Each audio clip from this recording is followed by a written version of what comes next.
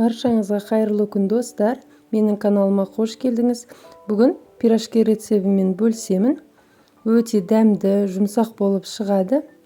Әрі жасалу жолы өте оңай.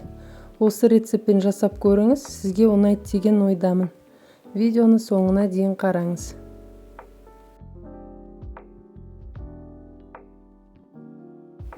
Ең алдымен ыдысымызға жылы су құямыз. Су міндетті түрде жылы болу керек. Салқын немесе ыстық су болмайды. Содан соң құрғақ ашытқыны саламыз. Сұйық май, қант және тұз салып, барлығын біркелкі болғанша араластырып аламыз. Мен ешқандай аппарат жасамаймын. Бірден араластырып, онды салып илей беремін. Барлығын жақсылап араластырамыз. Онды мен алдын ала електен өткізіп дайындап қойдым.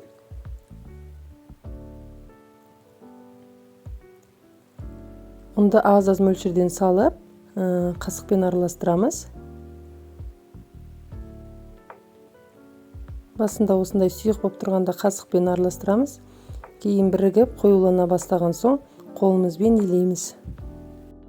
Онды бірден көп салмаймыз, қамырымыз қатты болып қалуы мүмкін. Қолымызбен жақсылап илейміз.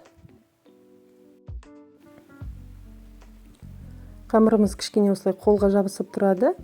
Содан соң үстелдің үстіне иі қанғанша жақсылап 3-4 минутта илеп аламыз.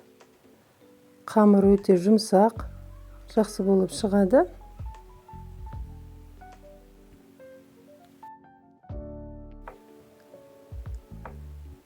Ыдысқа енді кішкене сұйық май құйып, қолымызбен жан-жағына жағып аламыз.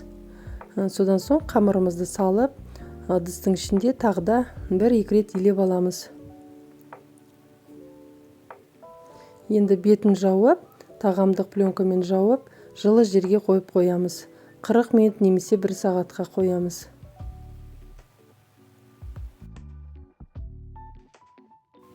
Енді біз қамыры ашығанша ортасындағы салмасын дайындаймыз. Ол үшін осылай пиязды табада қуырып аламын. Сұйық май құйып, кішкене сарғайып, қызарғанша қуырамын. Картопты суға пісіріп алдым.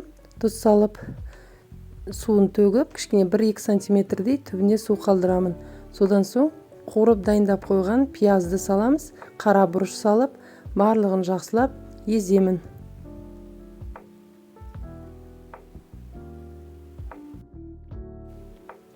Міне менде 1 сағат тұрды. 1 сағаттың ішінде өте жақсы болып көтерілді. Енді жақсылап илеп аламыз. Ыдыстан босатамыз. Міндетті түрде ашытқының жақсы, сапалы түрін қолданған жақсы, сол кезде қамыр өте жақсы көтеріледі. Енді бірнеше бөлікке бөлеміз. Мен 12 бөлікке бөлемін. Әр бөлігін 80 грамм жасаймын. Сол кезде біздің пирожкилеріміз орташа көлемде болады. Барлығын жақсылап илеп, осылай дөңгелектеп қоямыз. Дөңгелектеп қойып, міндетті түрде бетін сүлгімен жауып қоямыз. Енді ең бірінші жасаған дөңгелек күлшемізді алып, кішкене аз ғана ұн сеуіп, дөңгелетіп жайып аламыз. Қолымызбен жайсақ та болады, немесе осылай оқтаудың көмегімен жайып аламыз. Қатты қалың емес, қатты жұқа емес, видеодағыдай орташа етіп жаямыз. Содан соң салмасын саламыз. Менде мұнда дайындап қойған картоп пен пиязды салдым. Салмасы да өз қалауыңыз бойынша жасасаңыз болады.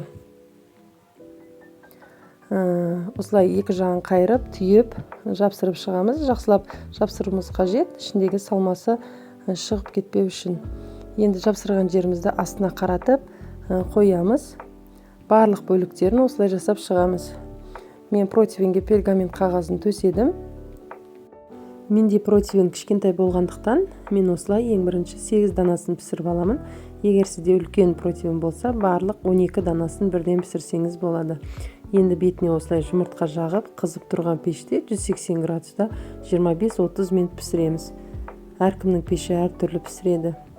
Міне менде 25 минут пісті. Осындай өте дәмді, әдемі болып шығады. Барлық құрамын, мөлшерін мен осы видеоның астына описание бөліміне жазып қалдырамын. Осы рецеппен жасап көріңіз, сізге ұнайтынына 100% сенімдімін. Сізге видео ұнаған болса, видеоға лайк басып, каналға тіркеліп қоюды ұмытпаңыз. Сіздермен болған Ұлмекен. астарыңыз дәмді болсын. Хош, сау болыңыздар.